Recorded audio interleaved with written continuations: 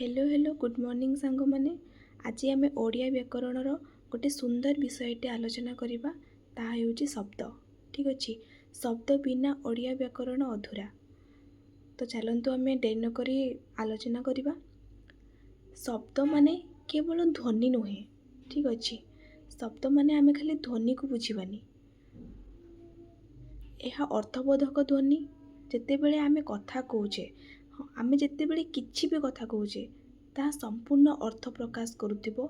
से शुणा योग्य ध्वनि रहे शब्द रे शुणा योग्य ध्वनि रहे।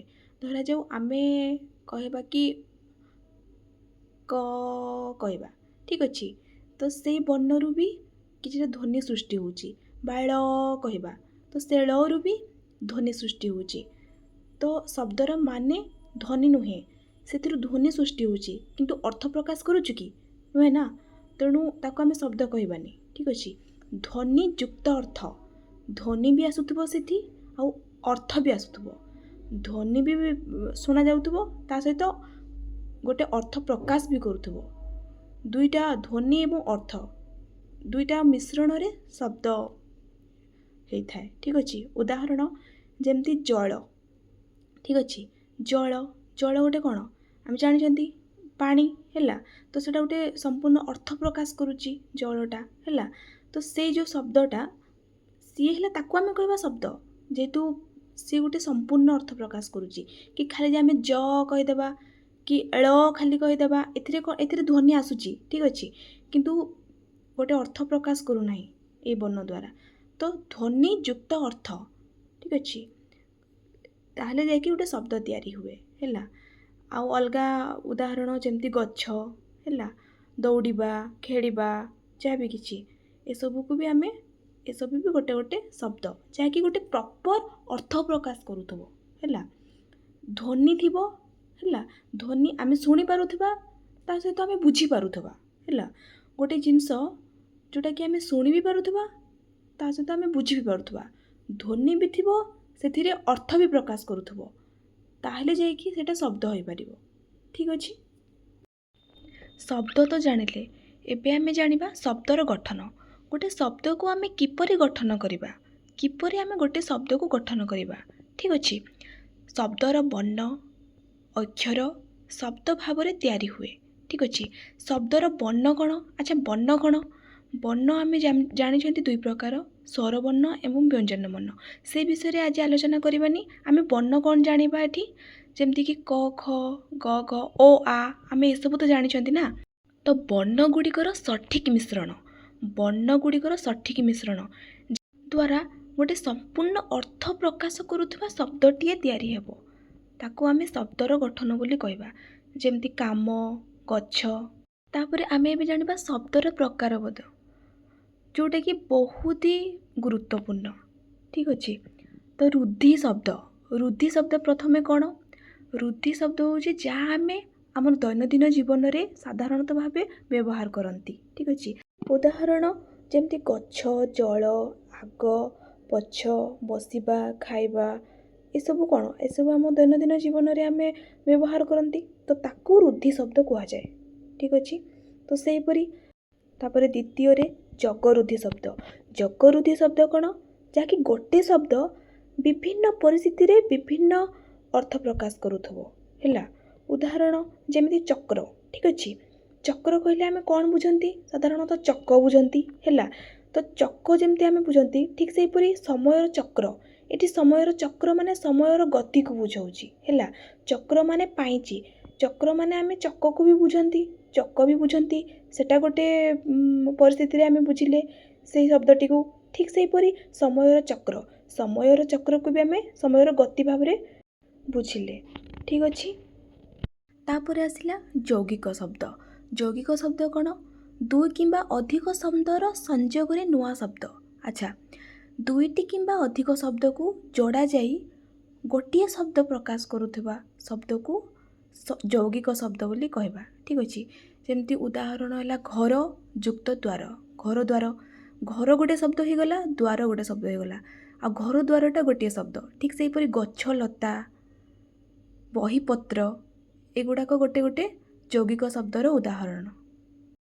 ତାପରେ ଆମେ ଏବେ ଜାଣିବା ତତ୍ସମ ଶବ୍ଦ। ତତ୍ସମ ଶବ୍ଦ କ'ଣ? ଯାହାକି ସଂସ୍କୃତରୁ ସିଧା ଅଣାଯାଇଛି। ଯେଉଁ ଶବ୍ଦ ଗୁଡ଼ିକ ସଂସ୍କୃତରୁ ସିଧା ଆସିଛି ତାକୁ ଆମେ ତତ୍ସମ ଶବ୍ଦ କହିବା। ଯାହା ସଂସ୍କୃତରୁ ଆସିଛି ତାକୁ ଆମେ ତତ୍ସମ ଶବ୍ଦ ବୋଲି କହିବା। ଯେମିତିକି ଉଦାହରଣ ଗଗନ। ଦେଖିବେ କିଛି କିଛି ଲେଖକ ଲେଖିକା ଏମାନେ ସବୁ ଆକାଶ ବଦଳରେ ଗଗନ ବୋଲି ଲେଖିଥାନ୍ତି ତା'ର ପ୍ରତିଶବ୍ଦ। ତ ସେଇ ଗଗନ, ପୃଥିବୀ, ସୂର୍ଯ୍ୟ ଏଗୁଡ଼ାକ ସବୁ ଗୋଟେ ଗୋଟେ ତତ୍ସମ ଶବ୍ଦ, ଯେହେତୁ ଏଗୁଡ଼ାକ ସଂସ୍କୃତ ଭାଷାରୁ ଆସିଅଛି। ଠିକ୍ ଅଛି। ତାପରେ ତଦ୍ଭବ ଶବ୍ଦ। ତଦ୍ଭବ ଶବ୍ଦ କ'ଣ? ଯେଉଁଟାକି ସଂସ୍କୃତରୁ ଆସି ଭାଷାକୁ ଟିକେ ପରିବର୍ତ୍ତନ ବା ମୋଡ଼ିଫାଏ କରାଯାଇଛି, ତାକୁ ଆମେ ତଦ୍ଭବ ଶବ୍ଦ କୁହାଯିବ। ଯେଉଁ ଶବ୍ଦ ସଂସ୍କୃତରୁ ଆସି ସଂସ୍କୃତ ଭାଷାରୁ ଆସି ଟିକେ ପରିବର୍ତ୍ତନ ହୋଇଛି ତାକୁ ଆମେ ତଦ୍ଭବ ଶବ୍ଦ କହିବା। ଯେମିତିକି ନୟନ। ନୟନ ଗୋଟେ ସଂସ୍କୃତ ଭାଷା। ନୟନରୁ ଆଖି। ଠିକ୍ ଅଛି। ଆଖିଟା ଗୋଟେ ଓଡ଼ିଆ ଭାଷା। ତ ସଂସ୍କୃତରୁ ଓଡ଼ିଆ ଭାଷାକୁ ଯେଉଁ ପରିବର୍ତ୍ତନ ହୋଇଛି ତାକୁ ଆମେ ତଦ୍ଭବ ଭାଷା ବୋଲି କହିବା। ଆଉ ଦେଶଜ ଶବ୍ଦ। ଦେଶଜ ଶବ୍ଦ ତ ଜାଣିପାରୁଥିବେ କି ଏଥିରୁ ଜଣାପଡ଼ିଯାଉଛି ଦେଶଜ ମାନେ କ'ଣ? ଆପଣା। ଠିକ୍ ଅଛି।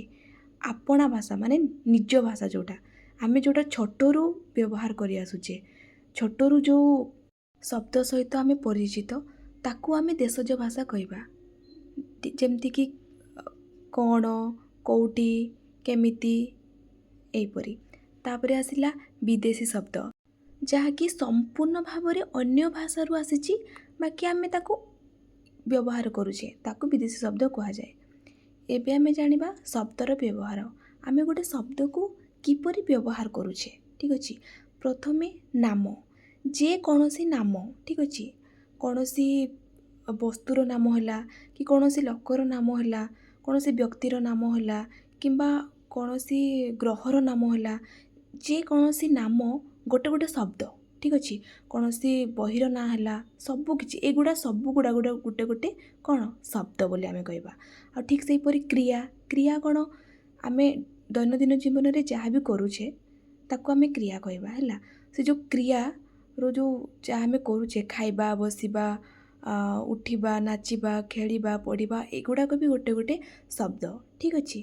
କ୍ରିୟାରେ ମଧ୍ୟ ଆମେ ଶବ୍ଦକୁ ବ୍ୟବହାର କରୁଛେ।